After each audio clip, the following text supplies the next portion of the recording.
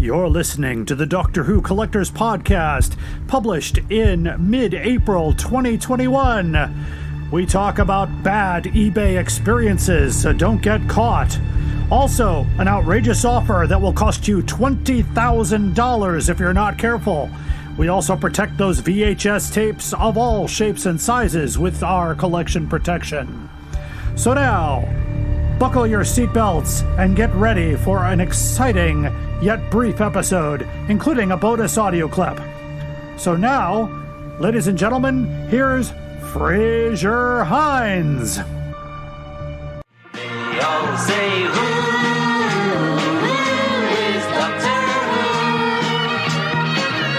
Where is he from? What does he do? They wonder who is Doctor Who? So I ask you, who's Doctor Who? Welcome back to the Doctor Who Collectors Podcast, the podcast that explores the world of Doctor Who collecting, the collectors who collect, and issues surrounding Doctor Who collecting, including Doctor Who merchandise. Now in our third year. I am Larry Van Mersbergen, your host, and I have been collecting Doctor Who since 1981.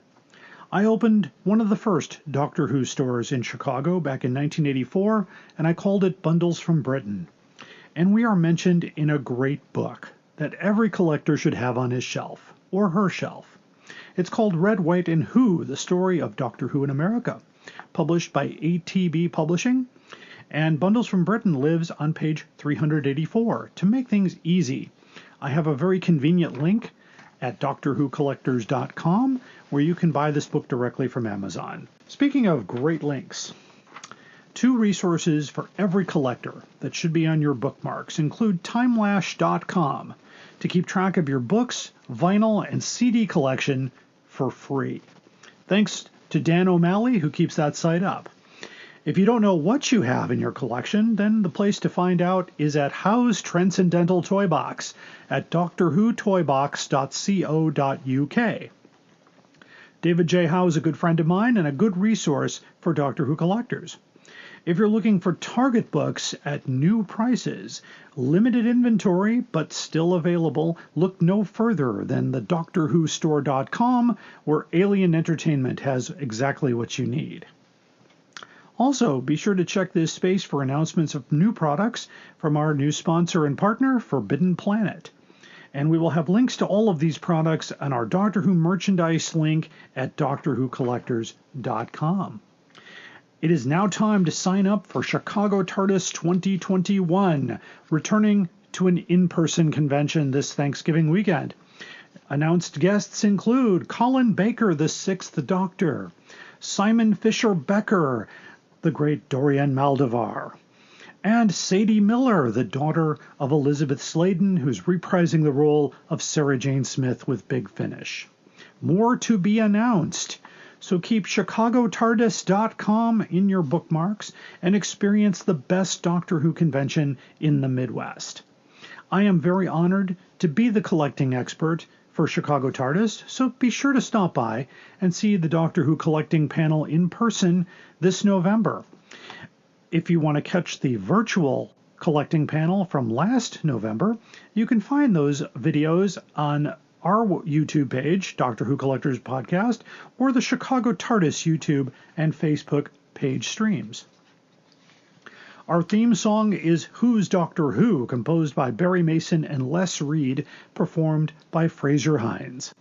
Consider becoming a friend of our podcast, and you can support us financially a couple of different ways. The first and easiest way, of course, is to find us on Podbean. That's drwhocollectors.podbean.com. You can also hear this podcast anywhere you get your podcasts, including now Stitcher Radio and Pandora. We are a proud member of the Doctor Who Podcast Alliance, so you can find a lot of great Doctor Who podcasts at drwhopodcastalliance.org. But I do want to mention a few podcasts that you should also have in your listening library. So we'll start with the Police Box in a Junkyard podcast, where a random Doctor Who story will be discussed, and I've been honored to be a guest on a few of those episodes.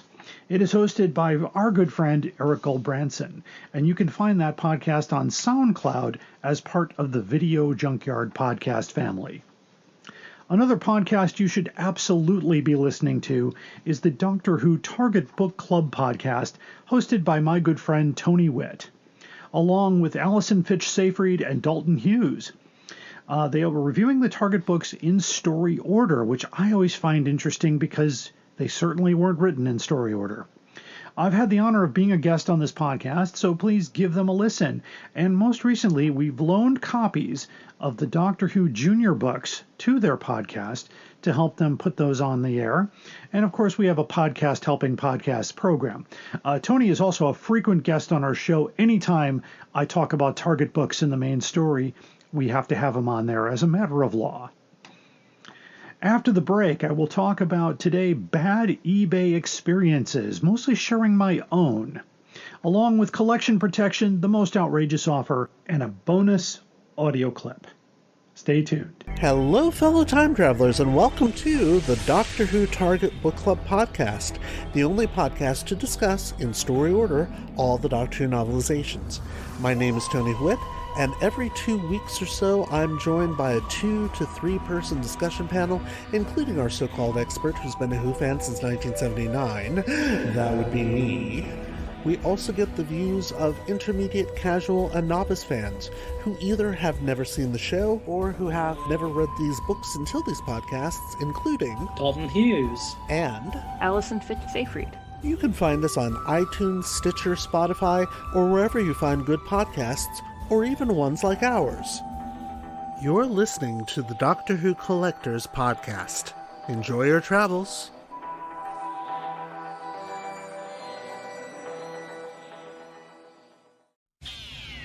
I would like to invite you to take a trip across all of time and space. Join us in the Police Box as we discuss the worlds of Doctor Who in a completely random order. We discuss it all: TV stories, audio adventures, novels, nonfiction books, and on and on.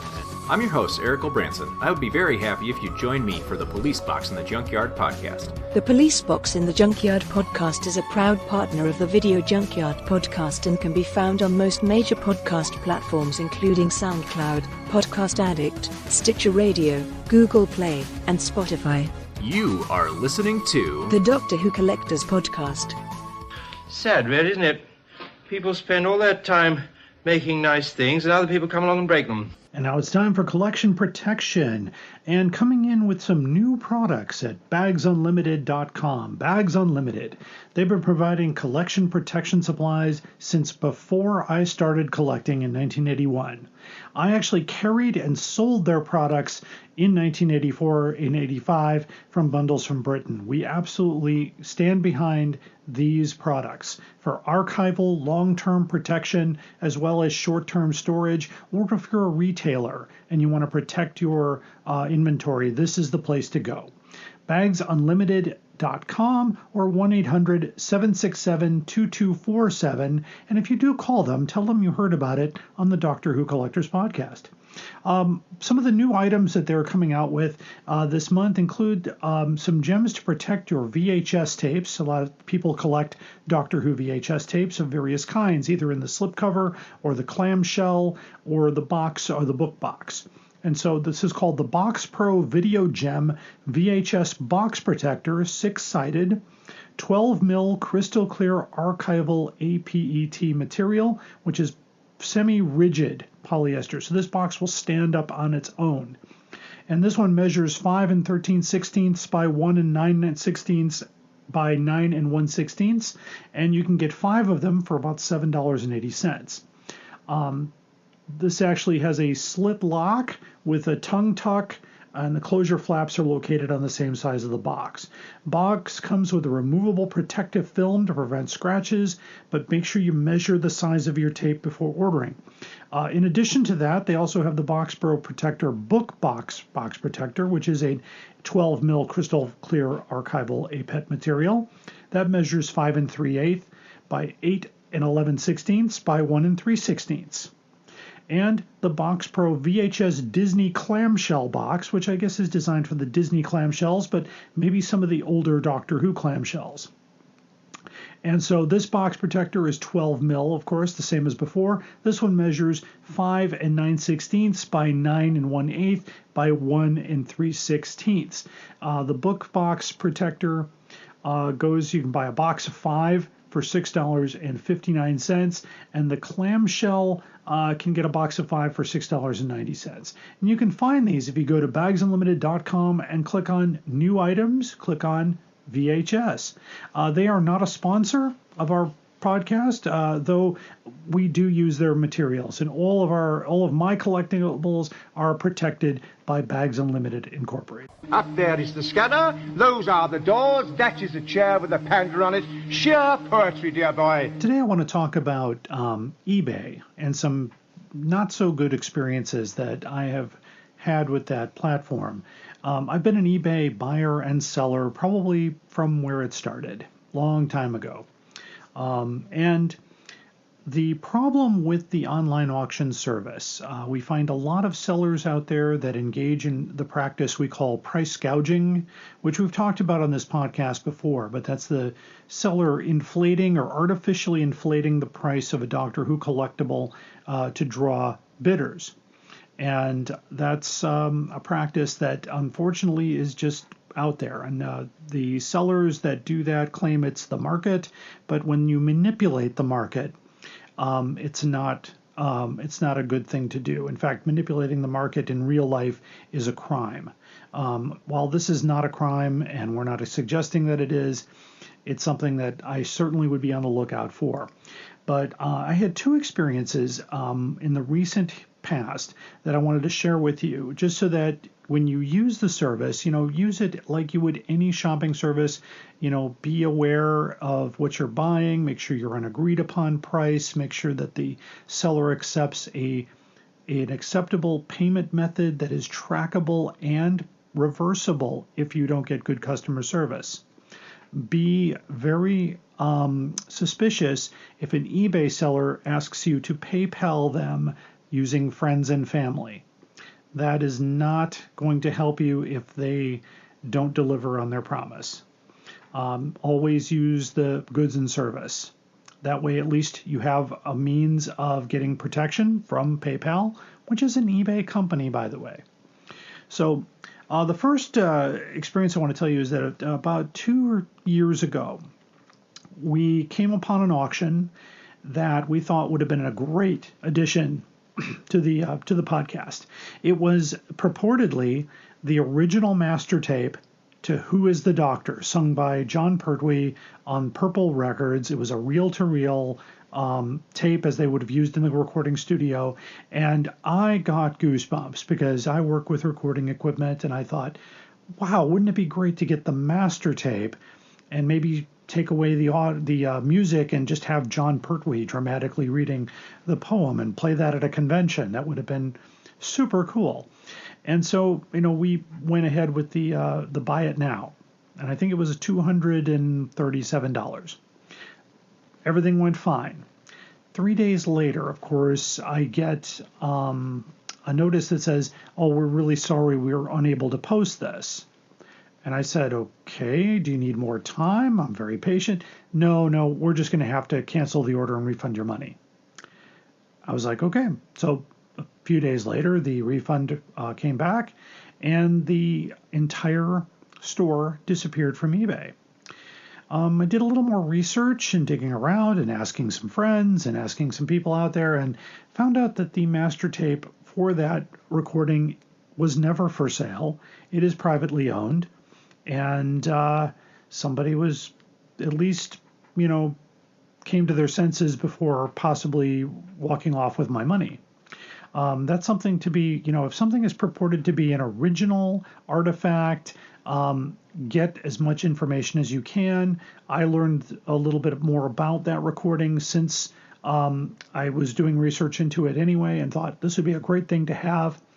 And unfortunately, that just did not pan out. The second experience I want to talk about is a company called SCI-FI stuff, and that's SCI-FI_stuff, STUFF.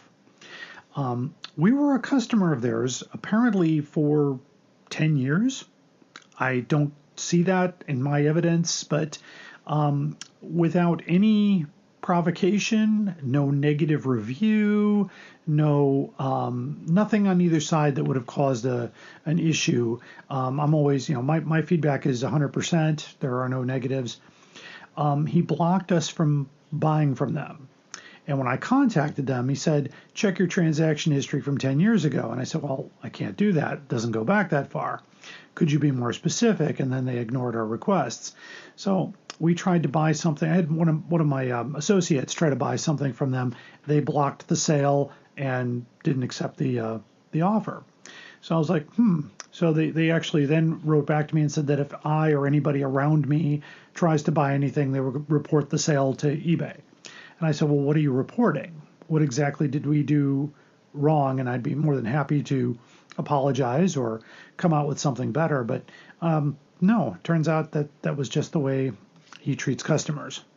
So I would definitely avoid that seller and be aware of sellers out there. There are lots of stories. If you Google eBay bad experiences, I found hundreds of buyers and sellers with numerous complaints. So again, use the platform as you would any shopping platform. You're the buyer, let the buyer beware. And honest sellers. I know a few good, honest sellers out there, and I want to recruit as many as I can. Of course, try the tried and true people like Alien Entertainment or the Who Shop or St. Mark's Antiques, where all the money goes to charity. They're putting out some great quality Doctor Who items, but you don't have to suffer through an eBay transaction. It shouldn't be that bad. Also, you can try the Facebook groups. There are a lot of great, honest sellers on Facebook groups that are doing just fine and helping out great collectors. If you have an experience with eBay you'd like to share, we actually put the call out there, but the call was not answered this time. And that's okay. We're hoping that, we can at least help save you the headache of going through that. We went through it first so that you don't have to do that. So that is what I have to say about eBay. Otherwise, it's a great site for buying or selling. But again, be careful as a seller. Be careful as a buyer. All my travellings throughout the universe, I have battled against evil, against power-mad conspirators. I should have stayed here. The oldest civilization. Decadent, degenerate, and rotten to the core. Power-mad conspirators, Daleks, Sontarans, Cybermen. They're still in the nursery compared to us. 10 million years of absolute power. That's what it takes to be really corrupt. It's time for the most outrageous offer, and today I've got a good one for you. This one actually blew my mind away because I found when doing research on this particular product, not to look for to buy, but to see how it was doing out there, I found these prices just get crazier and crazier. But I'll start with what the product is. I was looking for Doctor Who, The Trial of a Time Lord, Volume 1 and Volume 2 audio CD. That's the BBC audio set of CDs. And it's, I believe, let's see here, it says it's a bunch of, it doesn't say how many CDs are in the set, but I don't know what it originally came out. I guess it was published in 2013, and BBC Books put it out there. So I did a little looking around, and I found Volume 1 on Amazon.com and selling for $9,999.99. Doesn't say whether it's new or sealed, but that seems a bit crazy until you find Volume 2, which I found on eBay. And speaking of eBay today, the Volume 2 set is $8,499.99. I have a sneaking suspicion it's the same person on both things, but I can't prove that.